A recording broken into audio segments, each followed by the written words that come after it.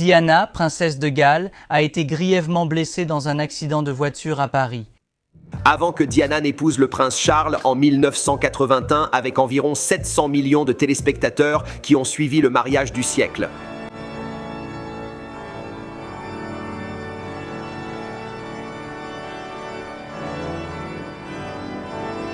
Avant que Diana, princesse de Galles, ne s'engage dans l'humanitaire et ne collabore avec la Croix-Rouge pour promouvoir leur campagne contre les mines antipersonnelles.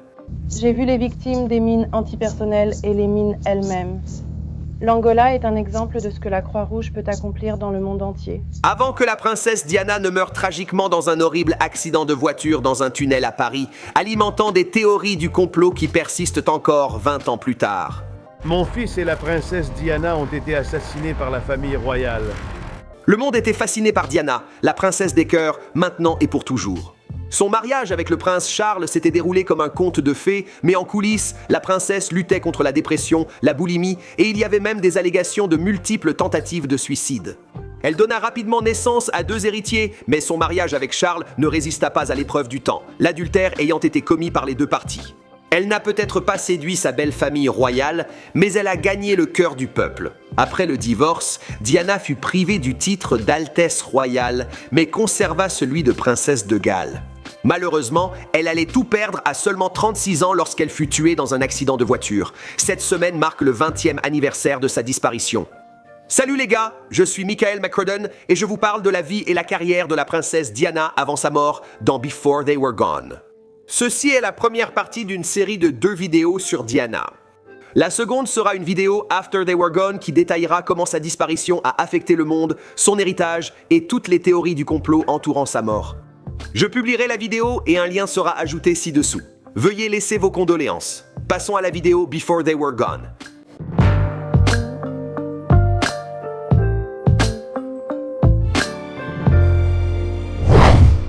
Diana Spencer est née le 1er juillet 1961 près de Sandringham, en Angleterre, 3e fille d'Edward John, le 8e comte Spencer et de Frances Ruth Burke Roche. Ses parents ont divorcé lorsque Diana avait 8 ans, après que sa mère ait eu une liaison.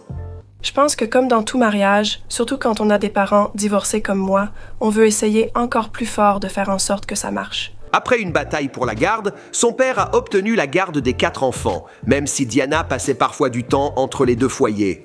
Avant le divorce, Diana avait suivi l'école à domicile, une rareté chez les enfants de la haute société à l'époque.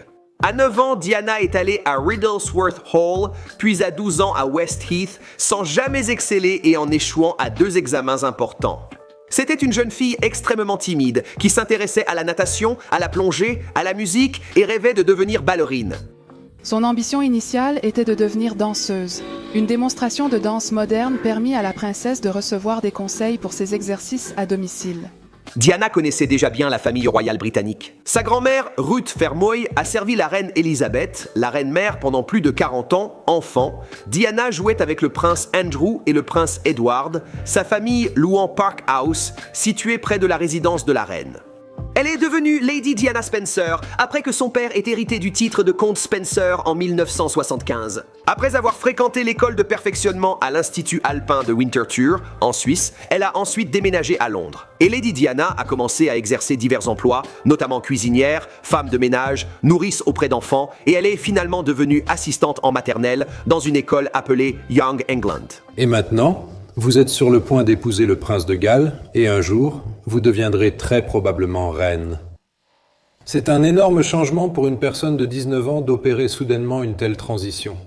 En 1977, à l'âge de 16 ans, elle a rencontré pour la première fois le charmant prince Charles, qui avait 13 ans de plus qu'elle.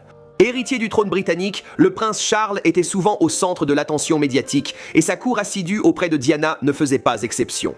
En 1979, à seulement 18 ans, elle a commencé à sortir avec le prince Charles, qui avait auparavant courtisé sa sœur aînée Sarah. Quelle situation embarrassante! Le 24 février 1981, Charles a demandé Diana en mariage, lui offrant un saphir de 12 carats entouré de 14 diamants solitaires, sertis sur une bague en or blanc.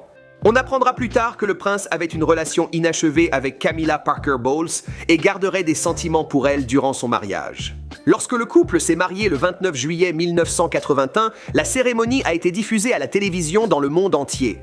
Des millions de personnes se sont branchées pour voir ce que beaucoup considéraient comme le mariage du siècle. Diana n'avait que 20 ans et portait une robe en soie avec un voile de 9 mètres décoré de 10 000 perles. Il était beaucoup trop long.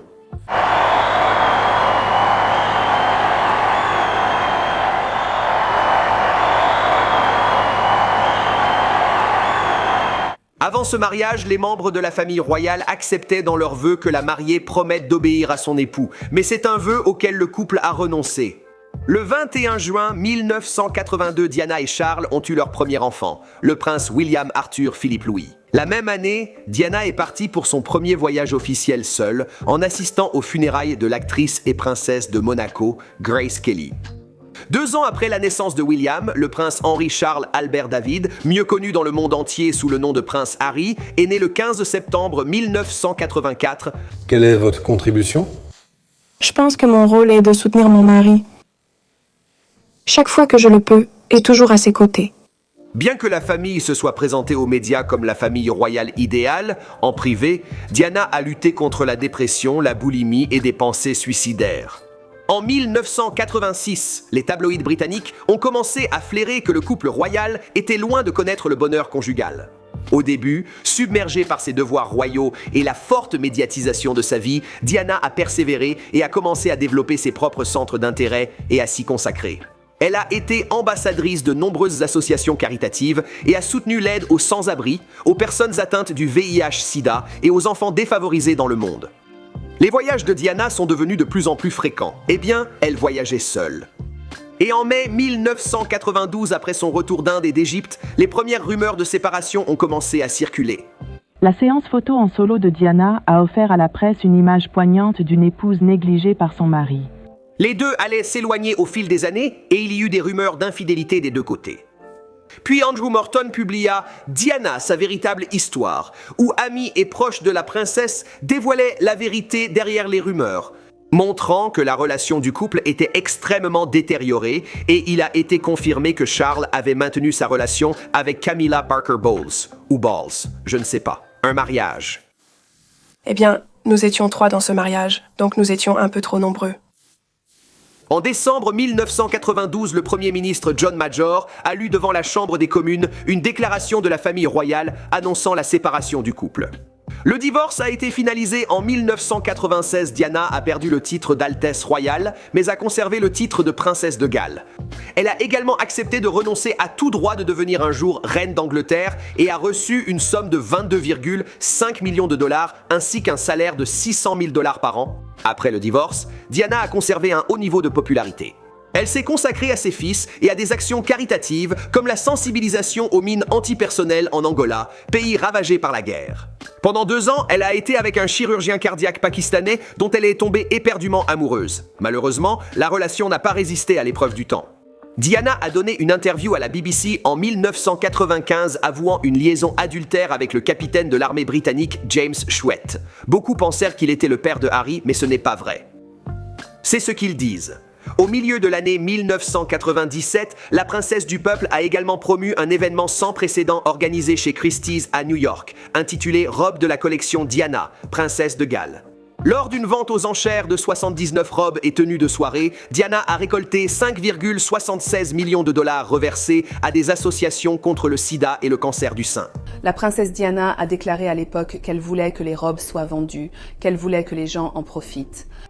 Et ce lot a été acheté par un collectionneur privé américain à cette époque. En août 1997, Diana a été photographiée par les paparazzi avec Dodi Al-Fayed en train de prendre le soleil sur un yacht en Méditerranée.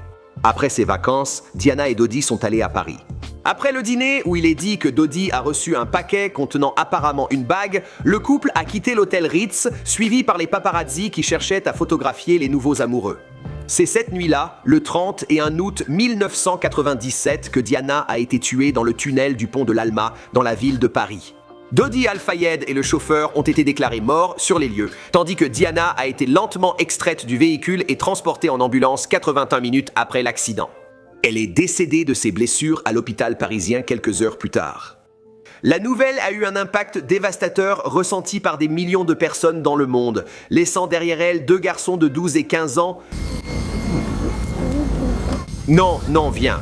Quant au reste de l'histoire, eh bien, la suite de l'histoire, je la poursuivrai dans notre prochaine vidéo intitulée Princess Diana After They Were Gone. Assurez-vous d'y jeter un œil, je laisserai un lien ci-dessous.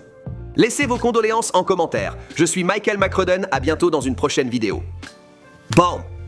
Eh bien, tout le bien que j'ai pu faire, personne n'en a jamais parlé. Jamais un mot, ni un bien joué, ni un c'était bien. Mais si je faisais une erreur, ce qui arrivait forcément puisque j'étais nouvelle dans le domaine, je me prenais tout sur la tête.